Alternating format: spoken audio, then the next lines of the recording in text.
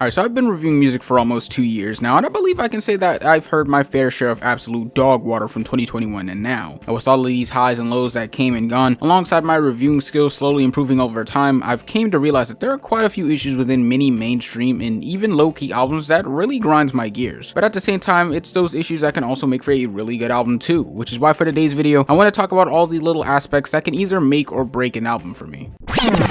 So to dive into the first thing, we gotta take a quick trip all the way back to October of last year when Lil Baby dropped his third studio album, It's Only Me. Now I made a review of this album back when it dropped, and I think I was being very generous when I gave it a high 5 out of 10, because when looking back at it now, I think it hit the nail on the head for almost every issue I have with modern mainstream albums nowadays. It's too long, too bloated, and very uninspiring. I mean, with the hype that Lil Baby had coming off his quite divisive yet still highly praised My Turn from back in 2020, and some notable features such as Wants and Needs with Drake, with him rapping like he was being held at gunpoint, you'd think the man would be able to hold his weight as a new generational talent that could create a new spark within the hip-hop scene. But no, it's like he does the complete opposite from beginning to end of this album. It's like the man just sat in the studio, searched up NBA 2K type beat on YouTube, and just went to town on whatever half-assed garbage he could. Or let's just take a look back at SZA's latest project, SOS. That was probably one of the biggest disappointments I've heard in 2022. I mean, from the very boring pop-esque tracks to these Disney Channel Hannah Montana-ass songs such as F2F and Nobody Gets Me, to the wannabe pound cake vibe with Smoking on My X-Pac, I mean, I genuinely don't get what she's trying to do here aside from make some bloated mess to throw out there just for fans to indulge in and leave her be for the next 5 years. But I guess now comes the question of what do I consider to be a perfect album? Now for me personally, there's a certain formula that I feel every artist could follow to make something solid, and that's 12 to 15 tracks at around 40 to 45 minutes with less than half of those tracks having features. And for most people, I believe they could agree with me as well. I mean, they'll just slap their best ones on there, it won't be drawn out, and you're given just enough tracks with the main artist to get a good taste of how well they work by themselves. But even still, that's only my preference of what I think can make for a good album. But at the same time, there are projects out there that clock at around an hour in length and have less than the suggested track count, such as shoegaze singer and fellow Have a Nice Life member Giles Corey, with his self-titled album only having 9 songs and still being one of my favorite albums from the 2010s, with tracks such as Buried Above Ground and I'm Going to Do It giving me reasons to stop living. Or how Kendrick Lamar's critically acclaimed To Pimp a Butterfly's only 16 songs is filled with features and clocks in at over an hour in length, but is still claimed as one of, if not the best hip-hop project of the 2010s. So while I can sit here and try to be some intellectual on the matter of what makes an album good or not by simply looking at its surface, maybe it's the equal stance of what lies within that also makes an album good. Maybe it could be the theme itself, or the lyrical content, or maybe it's the energy that the artist brings that sets it as one of the best. I don't know, but what I can say is that without any one of those aspects, a lot of albums that we consider good would instead be considered absolute dog shit. I mean, just take a look at Playboi Carti's Die Lit. Without its Pierre beats and Carti's cadence and energy he brings into his songs, this album would just be another forgotten piece of work from the Magnolia rapper. Or if Blonde didn't have tracks such as Nights and Self-Control and that level of musical creativity that Frank was able to bring on a production, then that would just be another under the radar album from an old Odd Future member. And I don't say this to denote any artist's worth, but instead point out the fact that it's those angles that make people want to consider an album good in the first place. But overall, I guess at the end of the day, there is no formula to making a good album. It all just comes down to who the artist is, what direction they're trying to go for, and what's going on behind the scenes. But unfortunately, when you look at a lot of mainstream albums from these past couple of years, they haven't been up to a higher standard in comparison to the ones that came before them, mainly because nowadays it feels like the labels have such a stronger hand in the music scene now more than ever. It's then gave way for mainstream artists to drop a large slew of bloated mediocrity, all in an effort to get streams to fund their mission for the next cash cow.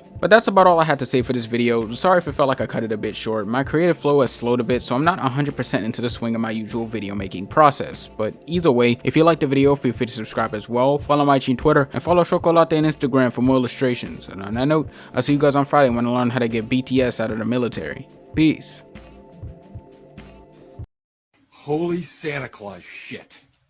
Can you imagine if we had these